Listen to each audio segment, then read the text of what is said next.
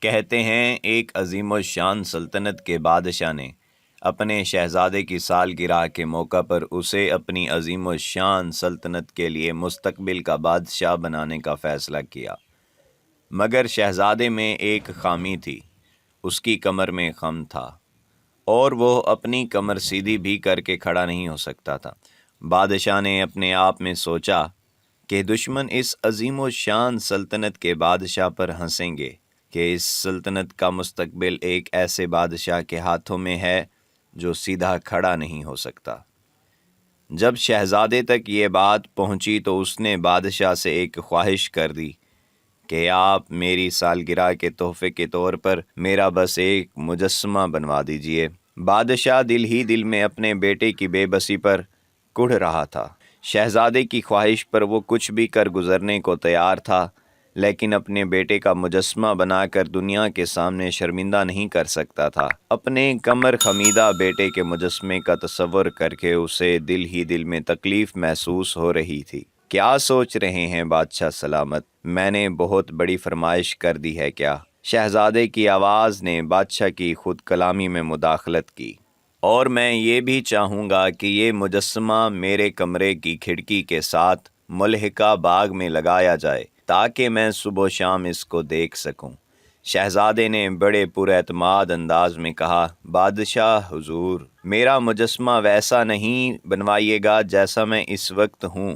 اس مجسمے کو اس طرح بنوائیے جیسے میں خود کو دیکھنا چاہتا ہوں۔ میرا مجسمہ میری موجودہ کمزوری، خامی اور بے بسی کا آئینہ دار نہیں ہوگا، بلکہ میرے آنے والے شاندار کل کی ایک روشن تصویر ہوگا۔ شہزادے کے منہ سے یہ الفاظ سن کر بادشاہ کی آنکھوں میں آنسو آ گئے۔ بادشاہ نے وزیروں کو حکم دیا کہ جلد از جلد شہزادے کی خواہش کے عین مطابق مجسمہ تیار کرایا جائے۔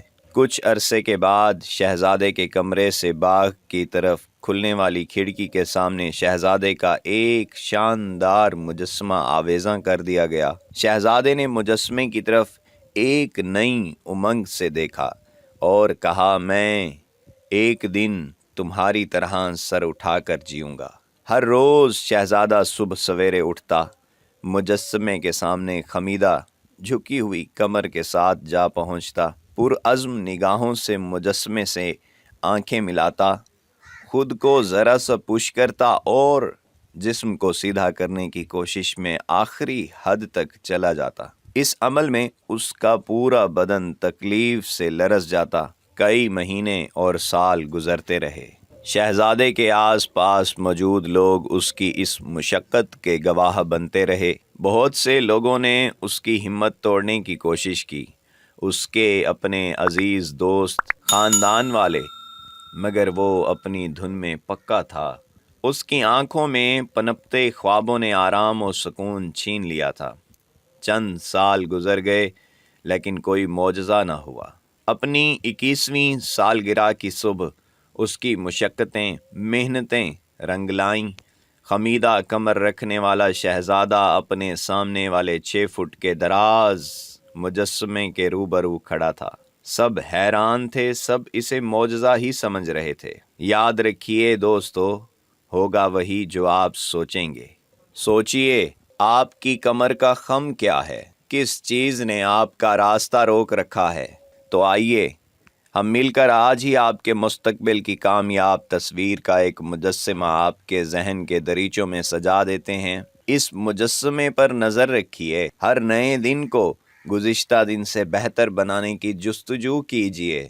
چھوٹی چھوٹی تبدیلیاں کچھ عرصے میں آپ کا گھیراؤ کر لیں گی اور ایک دن طلوع ہوگا، وہ معجزے کا دن ہوگا۔ اس روز آپ اپنے مجسمے کے روبرو حقیقت کا روپ دھارے کھڑے ہوں گے۔ یہی آپ کے خالق کا بھی آپ سے وعدہ ہے۔ دوستو، اگر ہماری ویڈیو آپ کو پسند آئی ہے تو لائک، کامنٹ اور شیئر کرنا مت بھولیے گا، اور اگر آپ چینل پر نئے ہیں تو سبسکرائب کر لیجئے، بیل آئیکن کو دبانا مت بھولیے گا تاکہ آپ کو ہماری مزید ویڈیوز سب سے پہلے مل سکیں۔ اپنی دعاؤں میں ہمیں یاد رکھیے گا۔ اپنے دوست توقیر نیاز توقیر کو دیجیے